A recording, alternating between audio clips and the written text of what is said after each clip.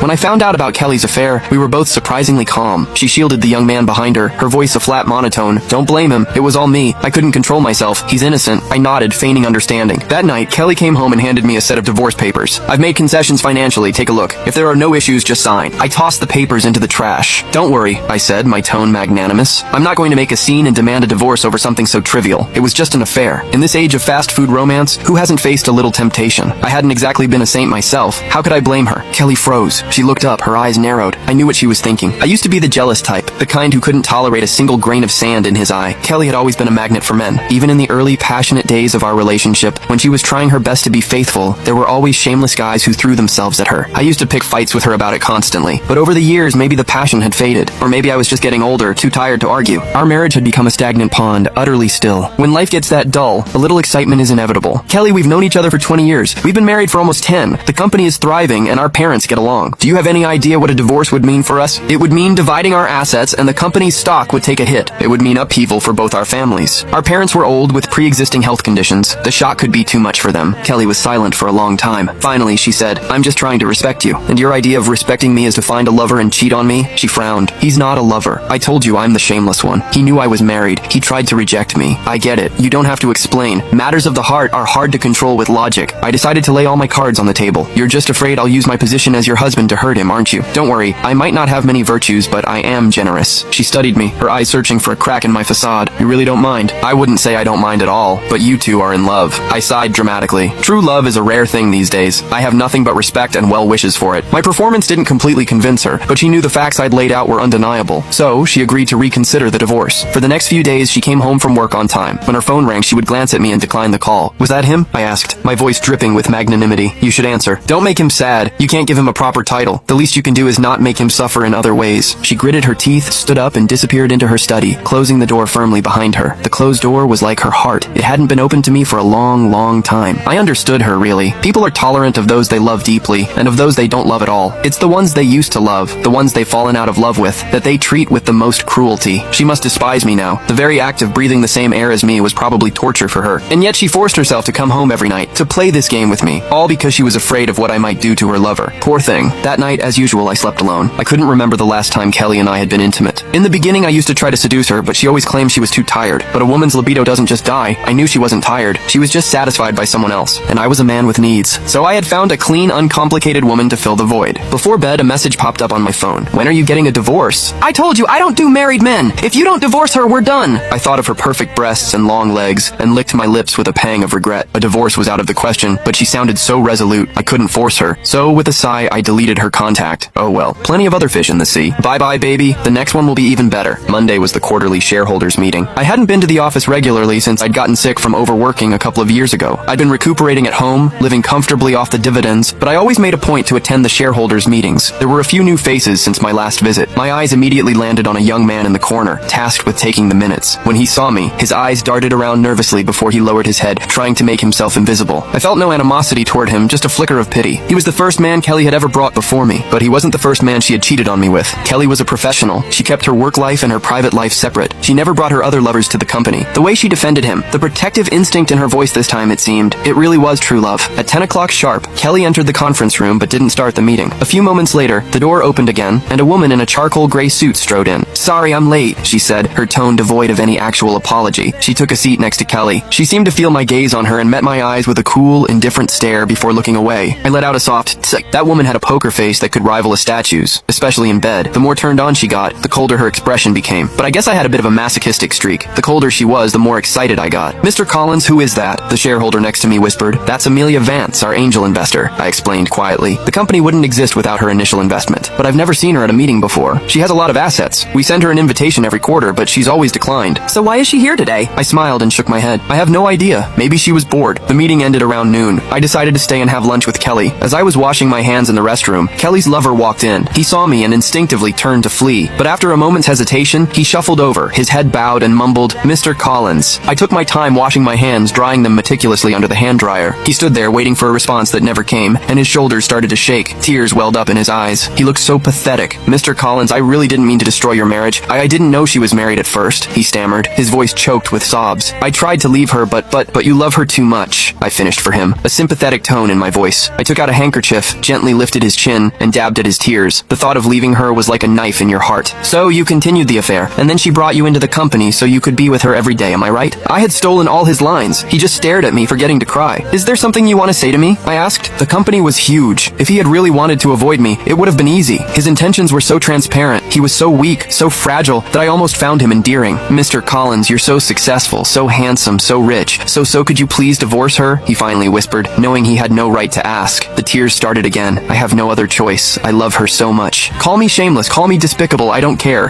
I'll do anything for our happiness. I smiled and nodded. I understand. You can stop crying now. Thank you for your generosity, he said and started to kneel. But he stopped when he realized I wasn't going to stop him, his knees hovering awkwardly in midair. I glanced at my watch. No wonder I was hungry. Kelly and I will discuss the divorce, I said, patting his shoulder as I walked past him. Kelly's office was spacious. When I entered, she was chatting with Amelia. Seeing me, Kelly smiled. Perfect timing. Amelia, it's been a while since you've seen Ethan, right? Why don't we all have lunch together? It hadn't been that long. We just slept together last week. Amelia glanced at me and gave a slight nod. It has been a while. I was actually going to message you both last night to arrange lunch today, but it seems Ethan deleted me. That's impossible, Kelly said, grabbing my phone and scrolling through my contacts. Her smile faltered when she couldn't find Amelia's name. He must have deleted you by accident, she explained quickly. Ethan never deletes people. It's fine, we can just add each other again. Amelia held out her phone with a QR code, watching as Kelly scanned it and sent a friend request. I rolled my eyes. Who was it that swore last night we should never contact each other again? Just as we were about to leave, Kelly's lover knocked on the door, looking pale and unwell. He wanted to take the rest of the day off. Technically, he should have gone to his direct supervisor, but he was the apple of Kelly's eye. So naturally, Kelly stayed behind to tend to him, and I ended up going to lunch with Amelia alone. As we were leaving, Kelly reminded me to get on Amelia's good side, especially after the accidental deletion. They had been best friends in college. Amelia's generous investment was the reason Kelly's company had even gotten off the ground. But people change, and their positions in life were different now. Things were more complicated. To show the sincerity of my apology, the moment we got in the car, I let Amelia tie my hands with her silk tie. Her expression was cold as she gripped my wrists, her teeth sinking into the soft flesh. So ruthless, she hissed, her voice like ice, deleting me just like that. You come and go as you please. What am I to you, a dog? The car windows were tinted, but we were still in the company parking lot. The familiar surroundings sent a thrill of forbidden excitement through me. You love her that much? You know she's been cheating on you for years, but you still won't divorce her? She climbed onto my lap, her fingers digging into my jaw, forcing me to look out the window. Kelly was gently guiding her lover out of the elevator, her face etched with concern. They were probably on their way to the hospital. Tell me, Amelia whispered, her breath hot against my ear. What do you think would happen if I rolled down the window right now and said hello?